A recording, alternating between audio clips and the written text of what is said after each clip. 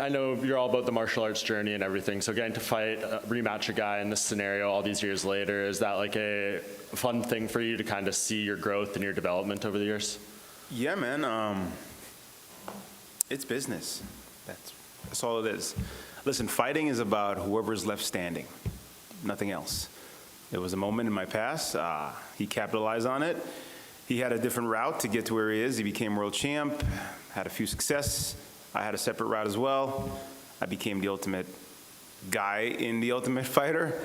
And, it's a story. And somehow we ended up right kind of where we need to be. So it's business. Is this something you thought would ever happen? In the back of my head, I knew, at some point I would, fight him. He's a name, I guess. Of course, when I got the word for it, I was like, he's kind of behind me, and I'm trying to look at the whole business aspect of going forward. There's guys that I want, because I like to fight people that bring the best out of me. And of course, that's never the case. It's like either, the staff's like, yeah, no, we ain't giving you that fight. And I was like, all right, and what do you got? Well, we got this guy. And I was like, oh, shit. So you got to make a statement when you go out there. So it's a hit and miss. I wanted Till for a while. I wanted to beat his ass, but you got to earn him, I guess, But it is what it is, man. He's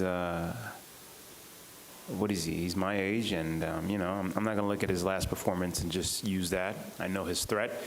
He knows mine, and it's just an opportunity for both of us. When it got delayed last time, was this just kind of like, again, all good? Are you just used to the stuff by now? It probably just rolls right off your shoulder. Man, what a lot of people don't know is if I can even go back to last year, which to me, this is even more of a story. With the pandemic and everything, I was in Dallas for a while, just training because, Coach Safe was like, all right, I want you to stay out here, stay active. I lived in Vegas, so my house is in Vegas. I had to go to Dallas, and I'm paying over there in Vegas. I'm paying over here in Dallas. I remember at one point I had to dip into savings. I'm like, I don't want to stop that momentum. So I had to stay in Dallas, Airbnb, I rent cars and all that stuff. And I'm like, what am I doing? And then with the fights getting canceled back to back, it was a cluster, man. I can't tell you how unmotivating it was to be training, not knowing what's going to happen. The fights are pulling out. And then there's financial part where I'm paying for that and I'm paying for this. And of course, everyone is just going out of their mind because, it's a pandemic or whatever. But the genius thing I didn't quit. And of course, having the right people like my coach, I called him. I remember having a broke down moment. I was like, hey, man, I can't do this. I'm checking out. And he's like, son, you're going to look back at this and you're going to laugh. And you're going to be glad you didn't quit. So obviously you can't. So with the right people around me, my strength and conditioning coach, we had to hide to train because the cops are like, you got to stay home and all that bullshit. So we locked the gym lights off and trained in the dark and all that stuff. And during those times, man, it was a motivator. He built me. I went to a dark place, sat down with some demons, and got to know him. But it's growing, man. And unfortunately, a lot of the media don't see that part. Which, again, it's not for them to see. It just kind of sucks that most of the media focus on what they need to see, which is the dramatic side of it, because it sells, and I get it. But every one of these fighters out here, man, they're fighting for something. I know I'm fighting for my life when I go out there, I'm one of the veterans. So what that means is there's a lot of up-and-comers coming in, a lot of new blood. And the vets, man, they better keep their shit together or else it might be time. So, yeah, I'm fighting for my life when I go out there. He has a taste for it. He had a taste for the strap. I'm trying to get a taste, too.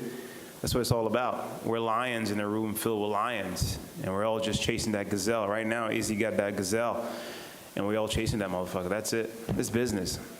And we've talked many times about how that Izzy fight is the dream fight for you. Seeing him lose for the first time, I know that's probably not the style in which you would think of beating him the way Jan did, but did that take anything away from that fight for you? Now you can't be the first guy to beat him. Yeah, right. He didn't really lose. He just ran out of time. But whatever. The game is changing, man. You can beat someone up and they can hold you for 5 seconds and they win. It's weird. I don't know who's giving these refs or judges, I want to say judges, lessons. I'm like, what? Who's educating these guys? But I'm not focused on that, man. He took a risk. He went up. I thought he would have fought Jones, but he fought the 205 champ, and he took a risk. And you know, there's reward in risk. And for him, I'm sure it's a learning experience for what he's got to go back and build for his own, because that's his own story, man. I don't focus on everybody's story. Everybody got their own story. I eventually would love to fight him, but it's more from a competitive standpoint. It has nothing to say, F you, you suck. Do I think he's great? Absolutely. But I'm very competitive. I'm the type of guy, I'll play video games. You'll beat me 1,000 times. I'm like, I just need one, you know? So I just want to go up against that style because I know that style. But to get there, I got to play the game. I got to play the politics. It's like, all right, whoever the UFC needs me to beat, whoever the UFC thinks can beat me, you know, the honor is fading out. And I'm starting to understand that because I'm old school. So it's about business, it's about money, it's about capitalizing on all that. And I get it. Doesn't mean I have to be a part of it accordingly. But at the end of the day, I get to be me. I have my goal. I know what I want. Everyone is different. I'm not here to say, screw you, you suck, you're too short, whatever. Do your thing, make it on your way. But I know what I want, and I know where I got to be. That's it. And last thing from me, you win this fight, it would be back-to-back wins over two of the greatest middleweight champions in UFC history. Where do you think that puts you in terms of the title picture? I mean, I don't know where that would put me. I don't even know who's in charge of the ranking system. Who's in charge of the ranking system? Panel? Really? A bunch of people just sit around the room and say you're numbered. Wow, okay. So I don't know how that works. I don't believe in it. I think it's bullshit, but whatever. But I guess it's wherever I'm ranked. I just got my mind fixated on the top guy. If they want to throw me some wolves in the top 5, that's what I exactly want. But, you know, styles make styles. You know, I don't want to go out there with someone hugging me. I want to punch someone in the face. But unfortunately, it's a part of the game. And that's what makes it so interesting, because guys are coming out there with great jiu-jitsu skills, great kickboxing, and that's what I love about MMA. I retired from kickboxing to do this. I was undefeated, but I got bored because I'm very creative. And of course, you know, I had some wins and some losses, but I'm still growing, man. I feel like I'm Benjamin Button. I'm going backwards. I'm definitely handsome as fuck, but I'm going backwards. Thanks, Joe. Oh, yeah, Uriah. How big a deal is it to put on a show on Saturday? Or is it just about getting your hand raised, regardless if it's a technical fight or anything like that? Or you just want to get the win, or do you want to get a win and put on a show? Man, that's a great question. I don't really focus too much on that because, to me, I've never fed off the crowd. I've never, and no offense or anything, I just never fed off a bunch of crowd. I know we're modern-day gladiators, but I'm not going to go out there and use it. I've never had to. But I guess, you know, from a business standpoint, it's great to have the crowd back and everything, the environment. It's almost like getting out of that norm of wearing a mask. Now we're kind of getting back to this original norm. So I get it, but I don't feed off of it. And of course, you're a prize fighter, and you fight for prize and money. But at least my question, what do you think when you see somebody that's not a trained fighter getting 1.3 pay-per-view buys and making more money than you that's not trained like you? Man, thank you for bringing that up. Here's what I really think. At the end of the day, it's a great business move, but it's just a disappointment too. You know, some people are selling out. I get it, because I'm looking, I remember watching that or even hearing about it going, I'm working my ass off, literally dying. This motherfucker just comes out there, says a couple of shit, and I know what he's doing. Let's be honest, the guy sucks. He sucks. He really sucks. And look who's picking. So I get it, you know, from a business standpoint, a YouTube fighter going out there, or a YouTube person just going out there, and people are feeding off that because you have people that hate him and you have people that love him, but you still got to watch him. It's genius. But at the same time, it's like it humiliates what I call real athletes that really put in the time. And I know guys behind me not even making that much. I know guys out there that aren't making much than the ring card girls. So if he come knocking on your door, you and Coach Safe's door, wants you to be his next Ben Askren, what do you tell him? I say, I'm gonna knock you the fuck out and thank you for the opportunity. That's it. Because we all know I would kill him. I would tell him this. I would tell him, bro, I would literally beat you with one hand. You don't deserve my right hand. and I'll do it for free. That's how confident I am. Right, over other side. Were you at Tiger Schulman's your first time you fought Chris? Oh, yeah, that gym. Yeah, I was there a long time ago. That was years ago.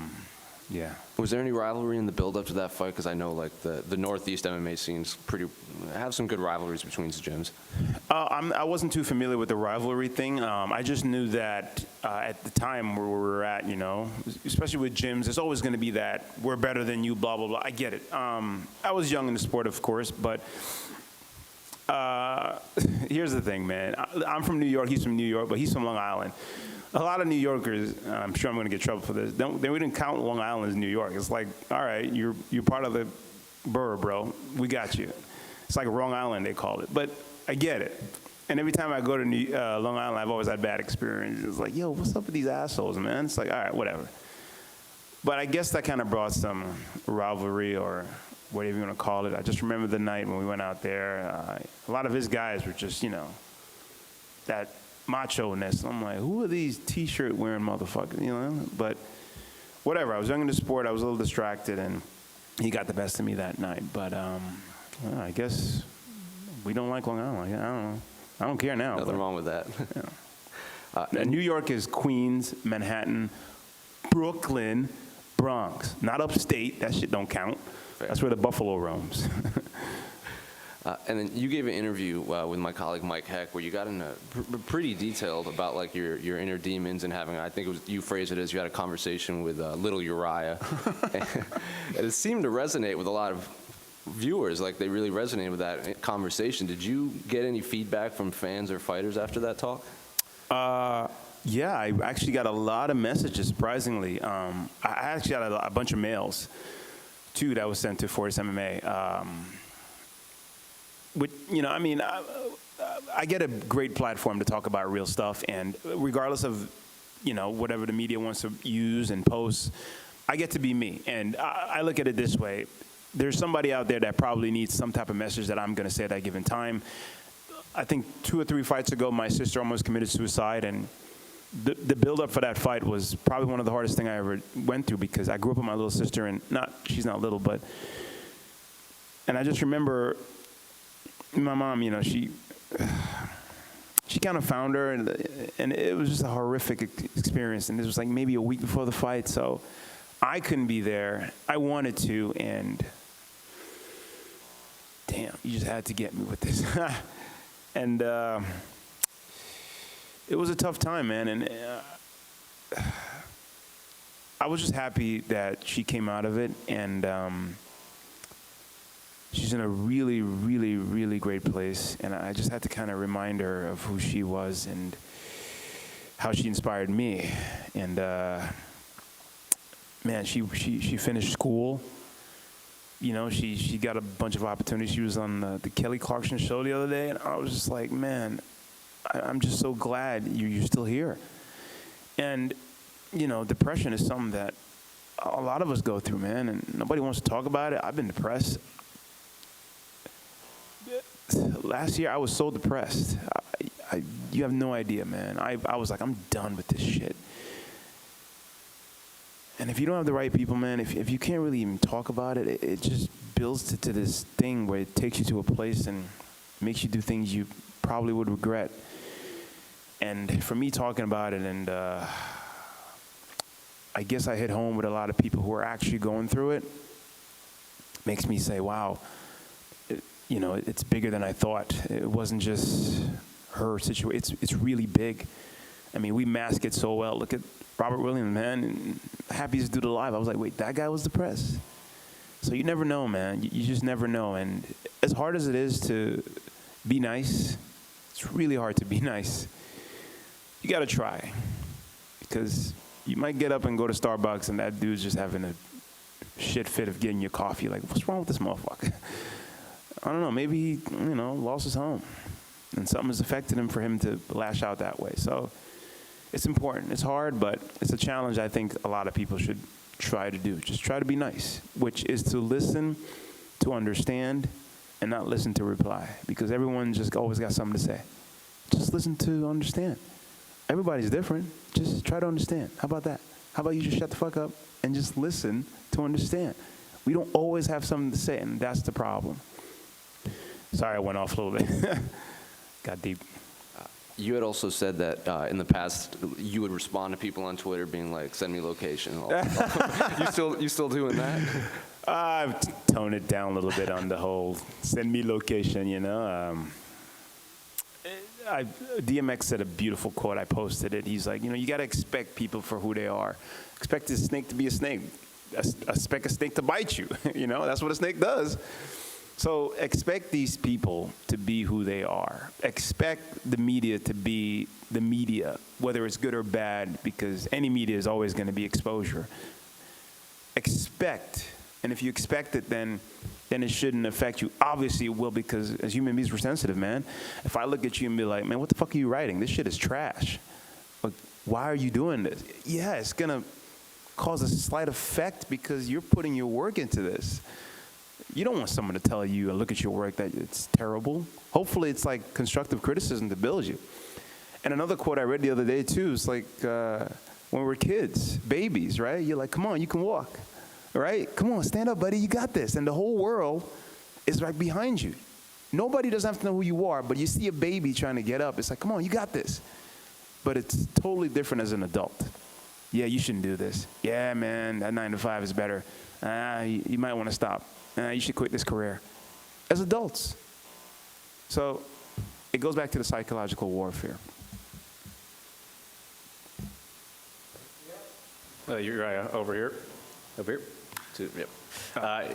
Uriah, you obviously got in the UFC by getting through The Ultimate Fighter, and they just announced the season 29 coming up here. Just curious, what are your thoughts on The Ultimate Fighter continuing to go? Do you like the format? Just remembering your experience on it and everything. First of all, this guy got some swag. I like this dude. Look at that. You know what that means? It means I took time to prepare myself. I respect you. I think that's so important these days to take some time to fucking put into yourself. You're the fucking man. Appreciate it. And to answer your question, yeah, I saw a little preview. One of my dreams is absolutely teach The Ultimate Fighter. I think that I would be a great asset to that. What Chael did for me in that time, man, it couldn't have been any more remarkable. I think at the given time where I was young, I was hungry, I was homeless. So I bought a one-way ticket going out to Vegas saying, this is it. I didn't even know how I was going to make it back. That's how important it was to me. And over 800 people tried out. I ended up being one of them. And, I did my due. It didn't turn out to the ending results. But, man, that whole time gap was exactly where I needed to be. I was uncomfortable, and I got comfortable with it. I realized at some point it's not called The Ultimate Fighter. I'm sorry, not The Ultimate Friends. It's The Ultimate Fighter, because after that Adam Sella kick, their team was scared of me. My team was scared of me, and you're in a house with nothing else to do, There's no outside activity. I mean, the only outside you got is a yard. You can't go outside and open the gate and take a walk. You got the gym. It's a pressure cooker, and it's just training constantly. There's alcohol, there's all these temptation, there's cameras walking around. It's a clusterfuck. And at maybe the week 4, I got, let me zone in on this and take the advantage. And, man, it was such a great experience. I would do it again, to be honest. I think it was a great experience. And you mentioned the Adam Sella head kick right there. Do you think that gets enough appreciation for, one of the greatest knockouts ever? It's a little unappreciated, I think. You know what? It's funny. I think even the UFC posted this. They said, greatest tough kick ever? Question mark. Like, what the fuck do you think? I think it is. If you're going to keep posting that and ask, what do you think? But I get it. It's just to have people comment and all that stuff. But hell yeah, it is, man. I mean, I feel like I'm a one-hit wonder with that. I can save a baby out of a fucking burning plane. No one will remember that. They'd be like, yeah, that's cool. But that kick you did, that's better, But hey, it's my signature. I'll take it. Absolutely. Thanks, Uriah. Best of luck, man. Thank you. Hey, Uriah, what would you contribute most to your 3-fight win streak? Who did I beat? Bevon, right? Bevon Lewis. I forgot the last 3. Carlos, Antonio Carlos Jr., Bevon Lewis, and Anderson. So what would I contribute to it?